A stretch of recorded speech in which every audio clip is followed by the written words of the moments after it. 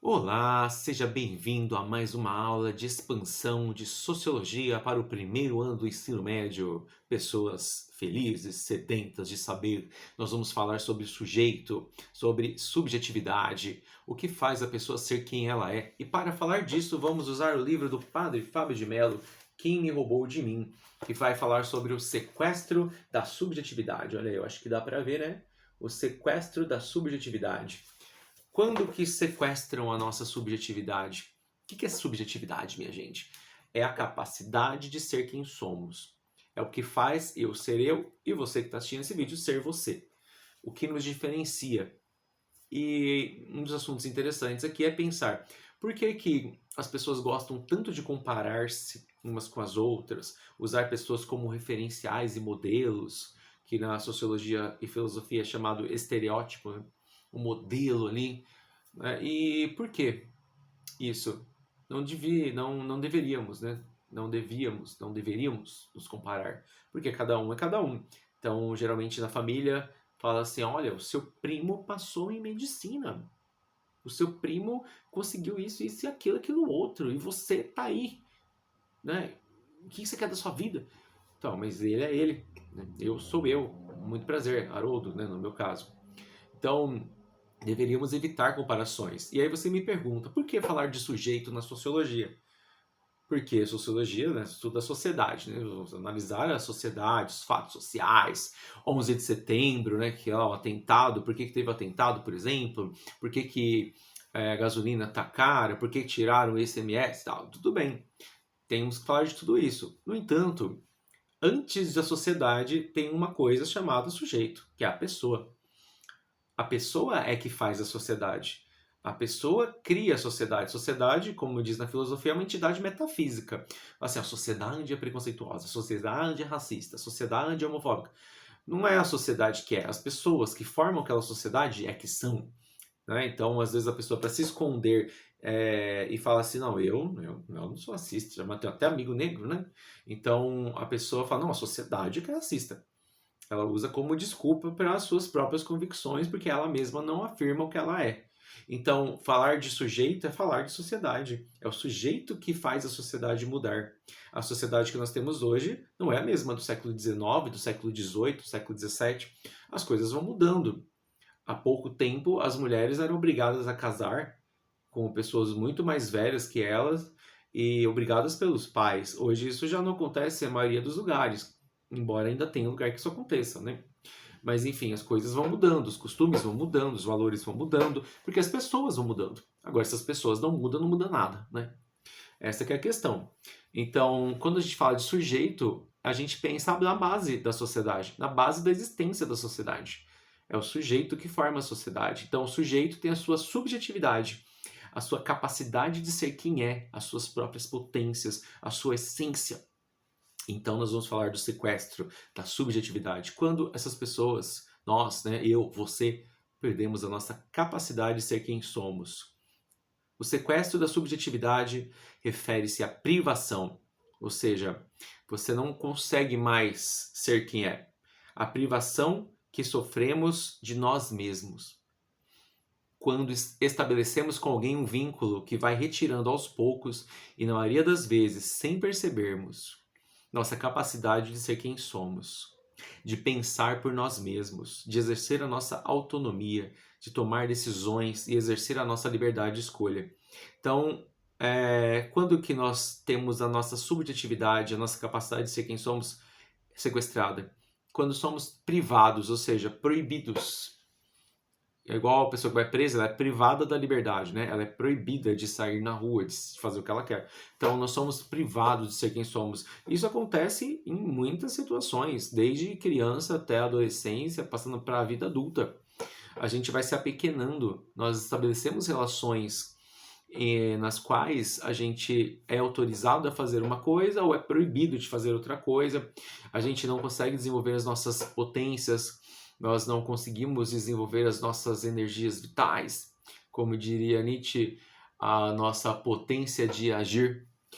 Mas enfim, a gente vai se privando em vínculos que nem percebemos muitas vezes. Então, sugeriria para você a série Maid, da Netflix, que é Empregado em português, que conta a história de uma moça que sofre abuso doméstico e vai contando como ela entrou naquela vida, o sacrifício que ela faz para poder sair, a falta de apoio que ela tem dos familiares, o julgamento que as pessoas exercem sobre ela.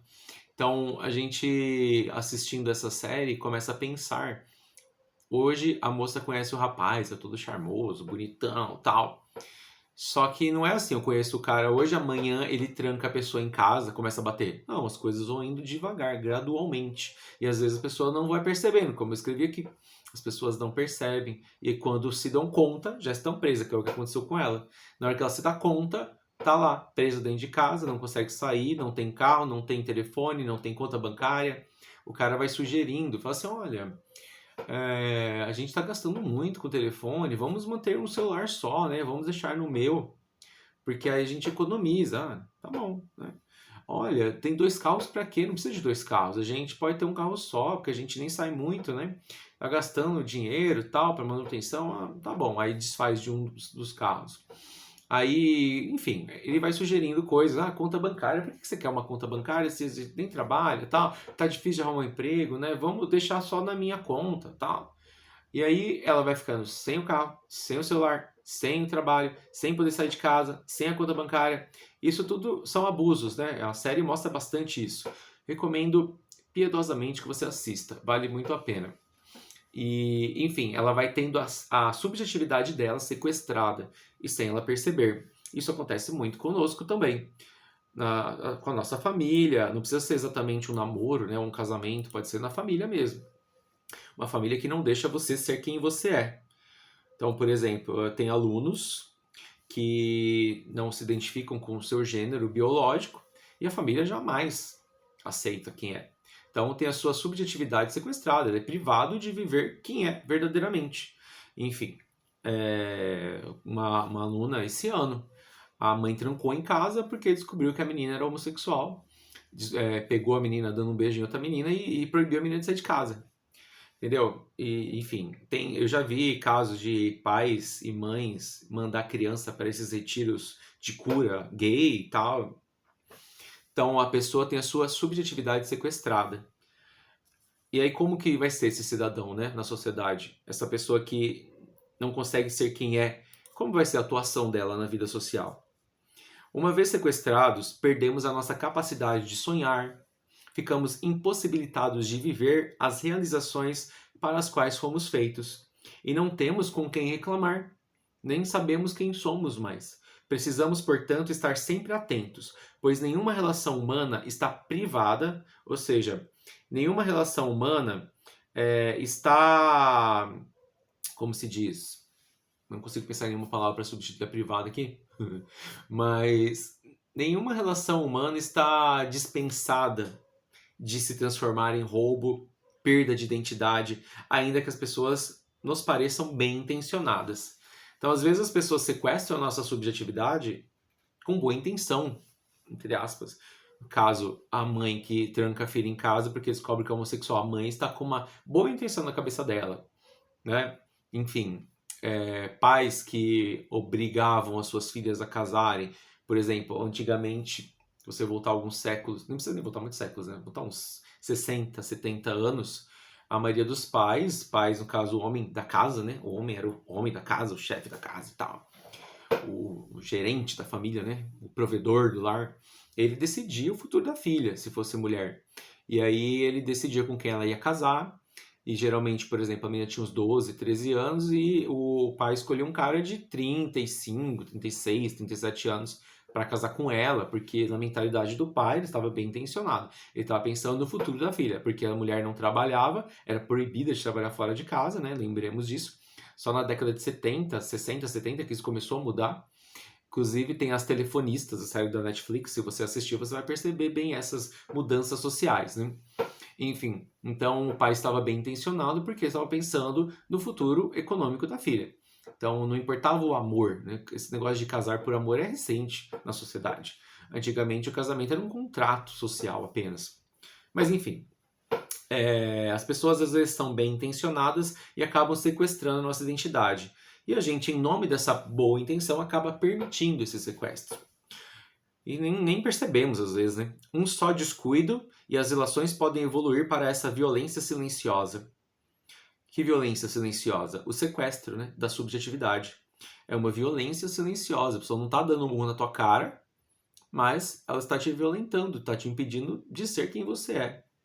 Basta que as pessoas se percam de seus referenciais, que confundam o amor com posse, que abram mão de suas identidades e que se ausentem de si mesmas. Então, as pessoas perdem as suas referências diante de um mundo capitalista, né, que oferece diversas possibilidades. Você vai no shopping, tem um monte de coisa, tal, vídeos, né, séries, filmes, diversidade de pensamentos, tudo bem, isso é uma maravilha. Só que, às vezes, diante de tantas coisas, a gente perde as nossas referências, né? Então, qual é a minha referência? O que é uma referência, né? Você fala assim, olha, eu quero chegar na escola X. Como que eu faço para chegar lá? Aí, geralmente, usa-se uma referência. Olha, quando você vê o posto de gasolina tal, é do lado direito, né? Então, a referência. Às vezes a gente precisa de referência para a nossa vida. E quais são as nossas referências? Aí a gente tinha uma referência clara, de repente, diante de tantas coisas, a gente perde essa referência. E a gente acaba perdendo nós mesmos, né? E pessoas que confundem amor com posse. Então, uma pessoa fala, ela é minha namorada, ele é meu namorado, ela é minha esposa, é meu filho. Ah, tudo bem, o pai ama o filho, a mãe ama o filho, na maioria dos casos, né? Eu acho. Aí tem namoros, né? O namorado geralmente ama a namorada e tal. Só que o amor não é posse. Por exemplo, eu tenho essa garrafa. Essa garrafa é minha posse, é minha, eu posso pegá-la, é um objeto, que é minha posse. A pessoa não pode ser transformada em objeto. Então, quando a gente fala isso é meu, e aquele caso clássico, né, proíbe a pessoa de sair com os amigos, eu não quero que você saia com essas amigas suas, vai afastando a pessoa do mundo em que ela vive, vai cerceando, né, vai cercando ali a pessoa para ela não sair daquela linha que você quer, isso é posse, né, é minha, não pode se misturar com a gentalha. Então, esse é um grande problema, né, as pessoas dizem que amam, mas na verdade são possessivas. E um amor que está possessivo geralmente não dura muito. E aí tem aqueles casos de feminicídio, né, que a gente vê muito aí nas redes, que o cara não aceita o fim do relacionamento e vai lá e mata a moça porque era dele. Então, se era dele e ela não quer mais, ela não vai ser de mais ninguém também, que era dele. É amor que ele confundiu com posse, né? Ah, mas eu amava. Enfim, o amor verdadeiro, ele é desinteressado, né? Deixa a pessoa livre. Como viu no filme uma certa vez, eu não lembro qual filme mais, amar é deixar ir e na esperança de que volte. Bonito, né? Obrigado. O desafio é constante. O desafio de ser quem somos, né? É constante. O risco de perdermos nós mesmos é iminente. Ou seja, como se diz, agora, né? Pode acontecer agora. Então tem um deslizamento de terra iminente. Você tá para acontecer, tá ali, ó. Sai daqui. Porque enfim, cair a terra e vai soterrar todo mundo. Então, iminente, né? É um risco que está acontecendo agora. Então, o risco de nos perdermos é iminente. A qualquer momento a gente pode perder a nossa essência. É muito fácil perder a liga existencial, o cordão que nos costura a nós mesmos. Isso é tudo uma metáfora, né, gente? É claro que não tem uma liga existencial, né? O que ele está querendo dizer aqui? Está querendo dizer que nós temos alguma coisa que nos prende à nossa existência, alguma coisa que dá sentido à nossa vida e a gente perde isso. Cordão que nos costura nós mesmos, né? Imagina um cordão que está costurando. Não, né, gente? Pelo amor de Deus, né? Não é literal, é metafórico. É muito fácil a gente se perder na pluralidade do mundo. Pluralidade, como eu já disse anteriormente, naquela diversidade, diversos pensamentos e tal. O mundo oferece diversas coisas, né? Vai no shopping, como eu disse, e aí tem uma pluralidade de coisas que são oferecidas. E diante de tudo isso, a gente se perde facilmente. É muito fácil entrar nos cativeiros dos que nos idealizaram, dos que nos esmagam, dos que nos viciam, dos que pensam por nós. O que é idealização? lembra lá do Platão, né? Ideal, mundo ideal é o mundo da mente aqui, né? Mundo das ideias. Então, eu imagino um encontro com a pessoa amada. Penso em todos os passos, tudo que eu vou falar, aonde vamos e não sei o quê. Chega no dia, na hora, a pessoa cai, quebra a mão, começa a chover, enfim, acontece uma série de coisas inesperadas que acabam com aquela idealização, né? Então, às vezes a gente entra nos cativeiros, ou seja, nos aprisionamentos dos que nos idealizaram.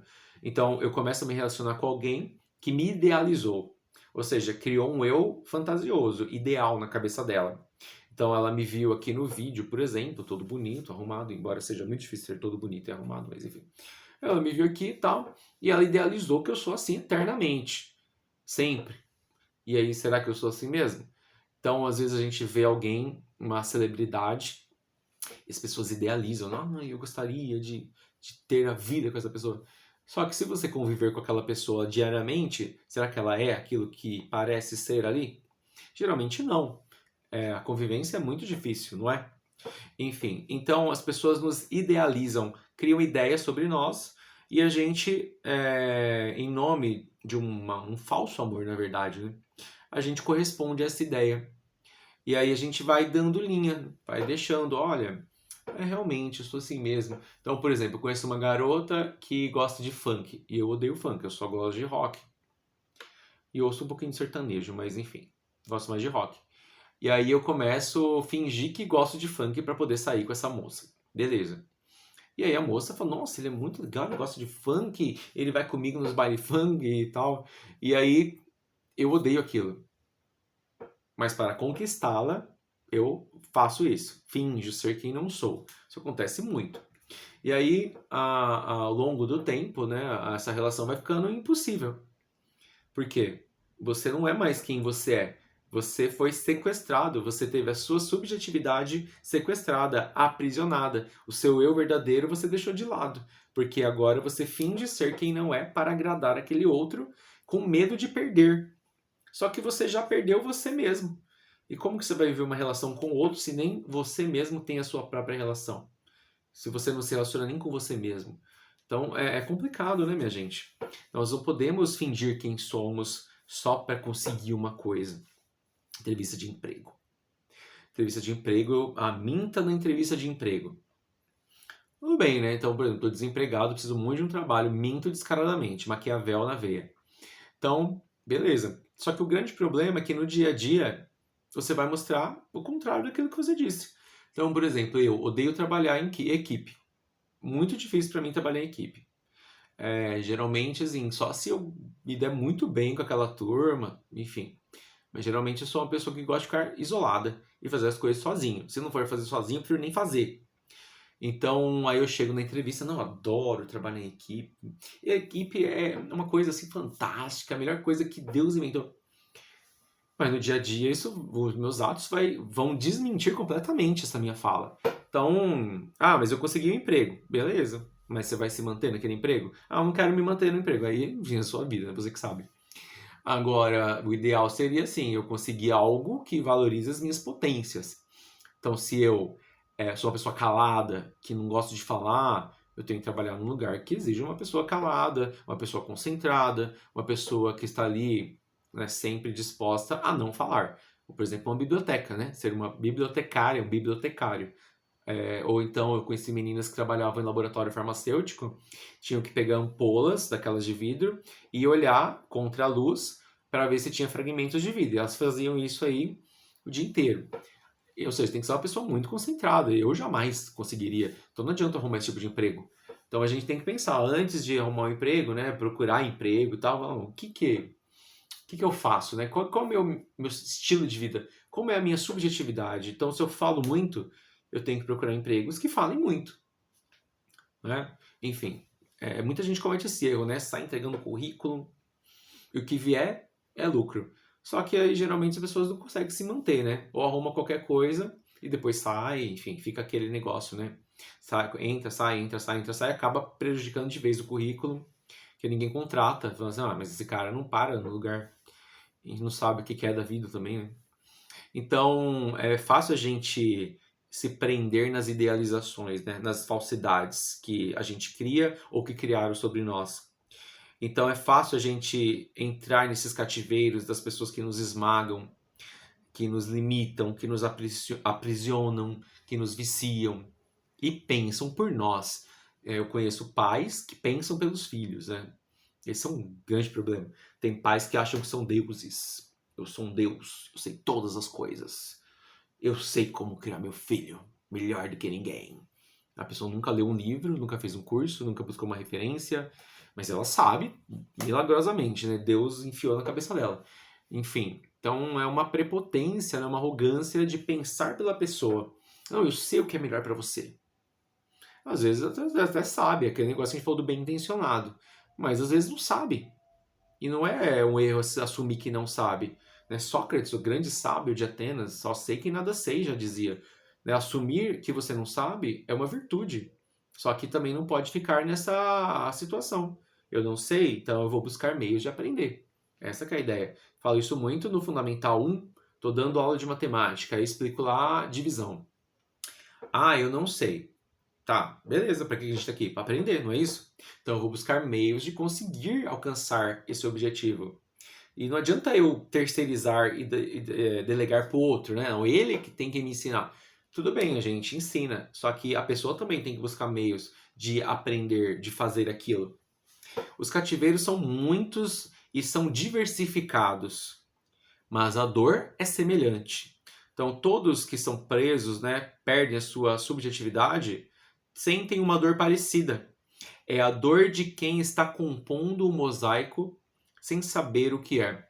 O que é um mosaico, minha gente? O mosaico é tipo um quebra-cabeça, né? Vai trazendo aquelas pedrinhas para formar uma imagem. E aí, o que é isso, né? Está compondo o mosaico sem saber quem é. Ou seja, você vai colocando as pedrinhas, mas você não sabe o que você está formando. Então, não vai dar certo nunca, né? Você não sabe o que você quer fazer. Qual imagem você quer construir? Você vai botando as pedras aleatoriamente e vai formar uma imagem? Não vai. Então, é uma dor no sentido de que eu vou fazendo coisas e eu não sei bem por que eu estou fazendo aquilo. Entendeu? A pessoa acorda todo dia, 5 horas da manhã, pega o ônibus, fica 2 horas e meia no transporte público para chegar no seu trabalho, trabalha o dia inteiro lá fazendo coisas aleatórias, documentos, papel e não sei o que, e volta para casa 8 horas da noite e chega morrendo e toma banho, assiste uma novela e vai dormir e faz a mesma coisa e tal. Aí uma hora a pessoa fala, por que eu estou fazendo isso, minha gente? Aí, claro, tem toda aquela dependência econômica, né? Então a pessoa tem filho, tem que sustentar o filho, tem que sujeitar a determinadas coisas. Por isso que eu falo para os adolescentes maravilhosos, gente, vocês estão começando, não entra nesse ciclo maldito, né? Comece pensando nas suas virtudes, nas suas potencialidades, algo que desenvolva essas potencialidades. Sempre alguém, aquele negócio, né? Ah, eu sou bom em quê? Nada, sou uma bosta. Não, sempre a gente é bom em alguma coisa. Basta a gente canalizar aquela coisa. Então, por exemplo, conheci uma menina que falava muito.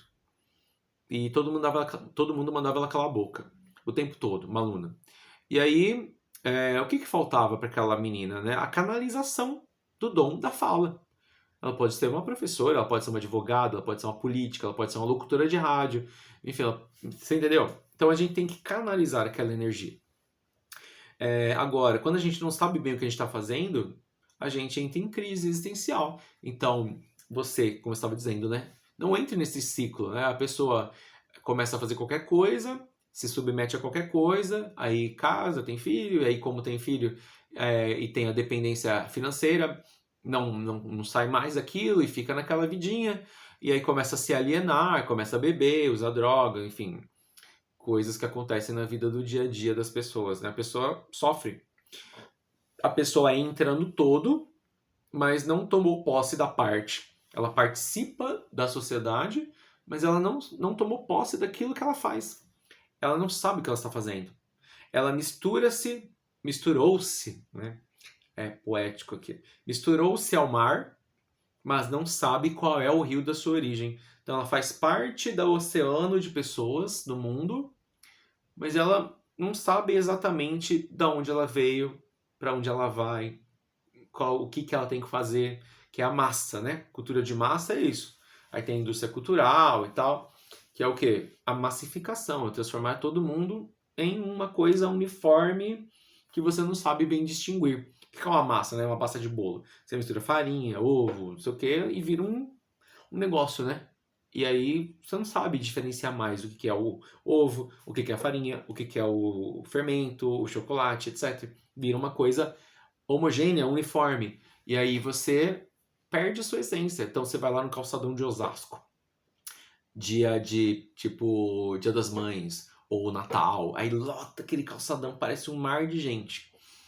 E aí cada um ali tem uma vida, uma história, mas muitos perdem a sua subjetividade, ou seja, perdem a sua essência, não sabe mais por que que existe. Então ela tem essas pessoas, né, que não conseguem mais saber o que são, tem a sua subjetividade esmagada, desagregada. Desagregada é separada, né, destroçada, sequestrada. E aí nós entramos na hora da reação. Então tá, eu fui sequestrado, minha vida tá uma merda, minha mãe não deixa eu ser quem sou, enfim, tá ruim, né? Tá ruim o negócio. Então o que que a gente pode fazer? A provocação está feita. Neste mundo de sequestrados e sequestradores, há sempre um detalhe da história que nos toca. Ou porque promovemos o sequestro de alguém, às vezes a gente é que sequestra o outro, sem até perceber que a gente está sequestrando o outro, está apequenando o outro, né? Ou porque estamos vivendo os lamentos de um cativeiro em que fomos colocados. A pessoa só se lamenta.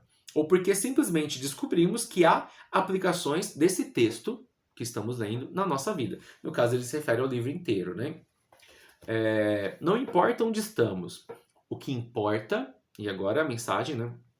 É aonde podemos chegar. Não importa o que fizemos até agora, mas sim o que podemos fazer com tudo o que fizemos até agora. Essa frase é uma derivação de uma frase famosa de um filósofo chamado Sartre, em francês, que fala assim: não importa o que o mundo fez de nós, importa o que vamos fazer com o que o mundo fez de nós.